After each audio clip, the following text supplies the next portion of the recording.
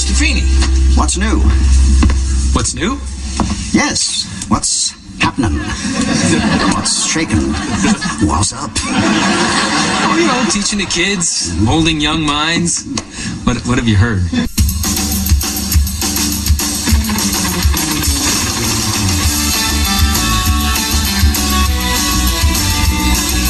Hello, everyone, and welcome to episode 32 of Boy Hunter Cast, the podcast where two guys look back at the show that shaped their lives. I'm Blake. I'm Kyle, and no, I have not had experience dealing with that valuable equipment. This is going to be a fun show, an episode yeah. we've been looking forward to since the beginning. Yes. It is Season 2, Episode 7, Wake Up, Little Cory, written by Glenn Merzer, and directed by, of course, David Trainer. The man is everywhere. He's everywhere! I'm shocked he doesn't give himself catering credit now. Oh, who knows? So, Kyle, what's this one about, as if the loyal Boy Meets World fan doesn't already know? When the class cannot understand Much Ado About Nothing, Mr. Turner launches a new controversial project. He asks his students to videotape each other with their views on love and sex. However, when Cory and Topanga stay overnight at the school to finish their project, they themselves become a scandal story angering Topanga. All right, we'll get into and I'd also point out a whole problem with the idea of them having, done the deed when we get to it. Yeah, so we'll talk about all that when we get there. First of all, we open it up in the classroom with Mr. Turner. I do personally like opening up with Turner scenes because it's always fun. Yeah. And for those listening to this, I'm not sure when this episode is airing on Girl Meets World, but Turner's back on Girl Meets World. He's not on the show when I'm recording this, but when this posts, I'm not really sure. Okay. So it's soon. I don't know the schedule. So. Oh, by the way, for those of you who watched the rerun last week, and I know this bit of trivia would interest you. Yes, go ahead. Yeah. The guy who plays the owner of that yogurt shop, Don Calfa. Yes. You may know who he is. Who is it? Have you ever seen Weekend at Bernie's? Of course I've seen Weekend at Bernie's. He was the hitman. Really? Oh, yes. That's interesting. Oh, that was for last week's. Who's Afraid of Cory Wolf from last week's show that we had pre-recorded a long time ago. Yeah, I was gonna say I realized it after I had recorded that, and I've been kicking myself for not mentioning it. No, you know what it was? That was an old recording, and we didn't even have the format of the show down yet. Yeah. So it's no big deal. Yeah. It happens to the best of us. Yeah. So as for we start in here, and we're talking about Much Ado About Nothing, but the minute we walk, I remember watching this when it first aired, and the first thing you hear is love, sex, slander. What is this, Behind the Music? What show is this? It's the same show I watch every week. I was going to say, Behind the Music? It completely threw me off. So, love, sex, slander. Oh, they finally made They finally made Cruel Intentions, the series. Oh, God. Although they actually did try to launch that off the ground, it's just that Fox wouldn't pick him up because of a scene of someone getting off while riding a horse. Really? Yes. You heard wasn't how bad the second movie was?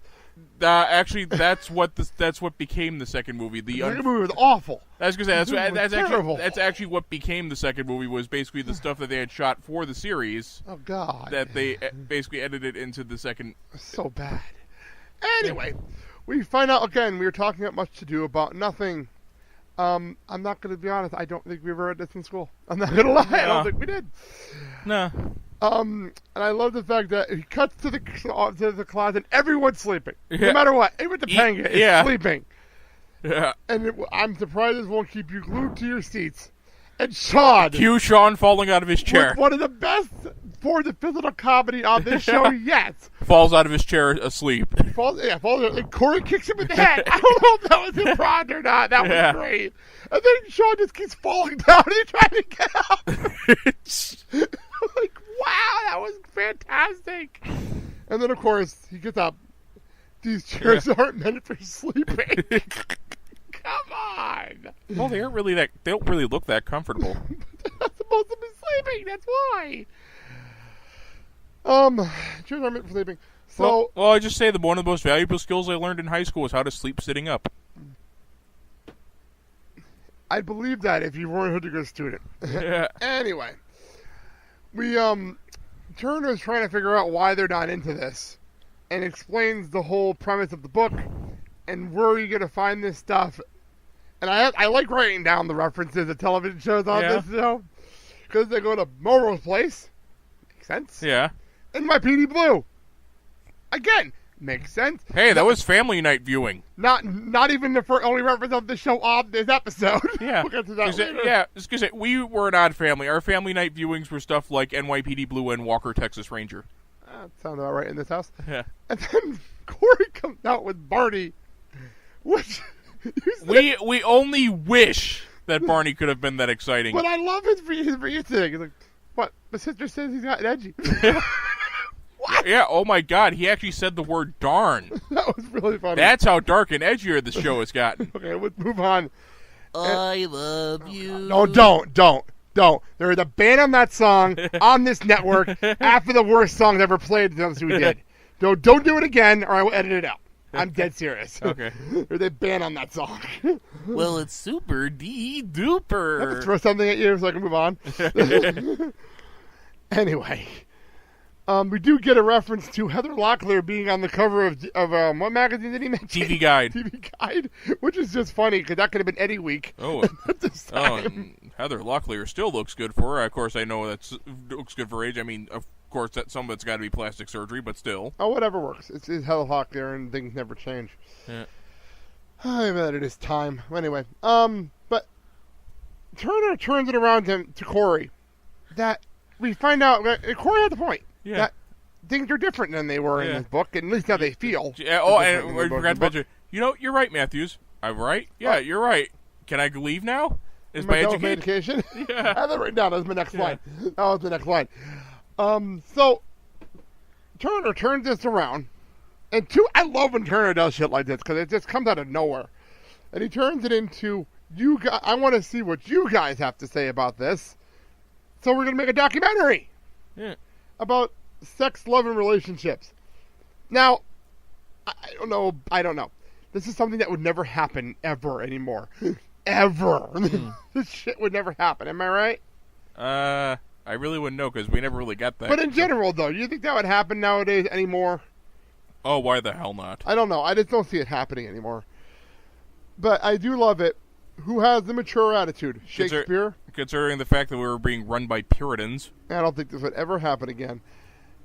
Mature attitude on sex. Shakespeare or you guys. And Cory's response, of course, is us. Yeah. And Turner then turns it back to him and says, pick teams. Of course, he turns around to Sean. Boy-girl pairs.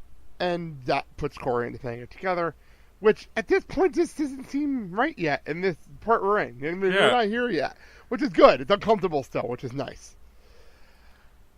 Feeny comes in. And this is the part where I'm going to have to open the show with this, because this is too friggin' funny.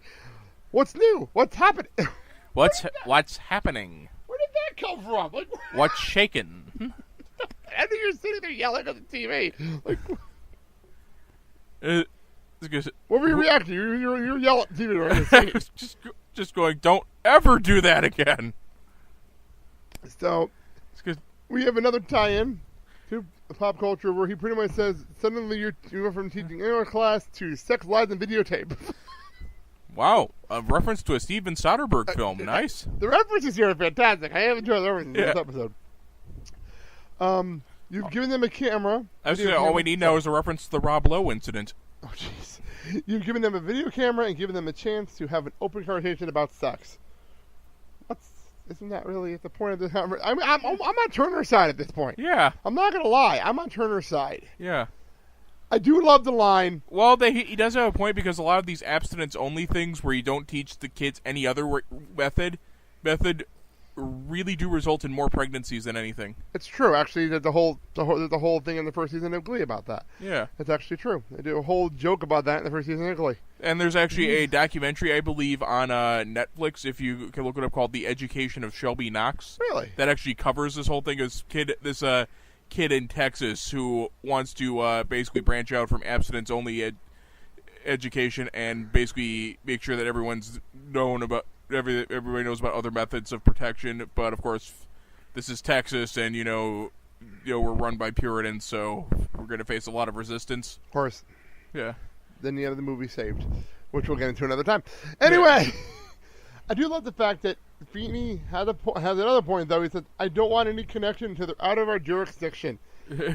Which could be taken in so many ways, but I understand what he's trying to say. Yeah. I know where I have that written down for. What's the obsession? Oh, what's the obsession of sex? I'm like, why did I write that down? I'm trying to figure out what my notes are. Yeah. Okay, I want to apologize because those are my notes are a lot more organized, but this episode went by so fast. There was so much in this episode that I almost couldn't keep up with it. I'm just going to tell you the truth here. This is a fast-paced episode. They crammed a lot in the 22 minutes. They really did. So it's the Steven Seagal's lightning bolt of TV shows. Only instead of managing to cram about a lot into 22 minutes, they managed to feel like they crammed a gallon of juice into a 12-ounce can. Yeah, this was fast-paced. So at this point, Topanga and Cory are in the hallway videotaping. And we suddenly go from, standard sitcom setup to Cloverfield. Pretty much. Because we're behind the camera, and Cory decides to mess with the camera. Another NBAPD Bill reference at this point. In Cory vision! In motion sickness-inducing vision. Seriously, what the hell was that? One more thing, we don't know. Okay, all right. Shouldn't have had all that beef jerky before I came up here. We all know that he knows how to use a video camera from earlier in the series. At least he didn't drop this one. There's a reference. Gravity is a harsh mistress. There's a reference for you to an earlier episode. Yeah. Anyway, so what's the obsession? Oh yeah. And at least he didn't try and videotape his parents. We'll get into that in a few minutes, though, because I got some great lines from his parents. We'll get to that in a couple of minutes. He goes into NYPD Blue mode, apparently, where he's just like cursing, gunfire, this, that, and all of a sudden he just pans to Feeny. I don't want to know. Which I lost it. I was good. Very high Feeny episode today, except for the last few weeks. It really does. I'm not going to lie. So, Topanga is going to be asking people in the hallway what their personal feelings about sex and love. And then the bell rings. And nobody's there. Of course not. Cory, there's nobody in the hallway. So let's ask you. I was one of the funniest lines of the whole show. I was going to say, her overachiever senses are tingling. Oh, well, duh. And the thing is, even her at her worst. That's the best part. Yeah. We'll see her at her worst later on in the series. Yeah. And this is where it becomes one of the running gags of the entire show right here. Some people say, sex great anywhere, anytime. I agree. Oh, wait, then again, I'd actually be able to there'd be an element of truth to that, if I've had any! I was going to let you get away with not saying that. Sorry. I was trying to get away with you not admitting that on the air. I'll edit that out for you. No, don't bother. Where are we? Back at Topanga. Sex is just a goal, and it's a special kind of love that you feel, blah, blah, blah, blah, blah, blah, blah, blah. Everyone knows this part. Look at that. It's a truckload of gooey shit. I agree with it, but at the same time, it's what it is. At the same time, it's a load of gooey shit. We spin over to Joey. This happens to be standing there. Yeah. And ask him what's up. And he says, what's going on? Yeah. And he goes up this whole diatribe on how love and actually, it's a rather eloquent and beautiful little thing there. Him and Harley were fantastic in this episode because they really jump from different levels. They're very eloquent school bullies. Well, Frankie's the same way. You know what? You said it when we were watching it. Yeah. Where the hell's Frankie? Because if there's ever somebody who should be in this episode for this scene, it would be Frankie. Where the hell was he? He was missed when you mentioned him to me. I was going to say, Joey said something and he mistook it as, what, are you saying I'm in love with my sister? Yeah, go back a couple episodes. We had a whole lot of fun with Frankie. If you're new to the show, this is your first episode, welcome. He was in the bathroom having a moment. Yeah. If you're new to the show, first of all, welcome. I know we got a lot of new listeners every week. Welcome. Go back a few episodes early in the season, and we had a lot of fun with Frankie. We had a lot of fun. He is missed in this episode, especially in this scene. Yeah. This scene would have been at a whole different level if he was here. Yeah. I got to get me some better adjusted guys. So... he goes on his whole adorable diatribe and then wants to say hi to his kids. What the hell? It's kind of like finding out that the school bullies at Springfield Elementary have kids. No, seriously. I got it. Let's move on. I'll let that one sit there and we'll move on. Yeah, no, seriously. One of the bullies actually had a kid that he had in a few episodes. I'm not surprised by that. We'll go to Sean. And Sean again. Speaking eloquent. Everything is like this. I love the fact that they did this because everything's so elegant. And then reality kicks in. How many times do you fall in love? 5 times a day? But it's a great line. I didn't expect I was going to say, that. have you ever been in love? 5 times a day. That's a great line.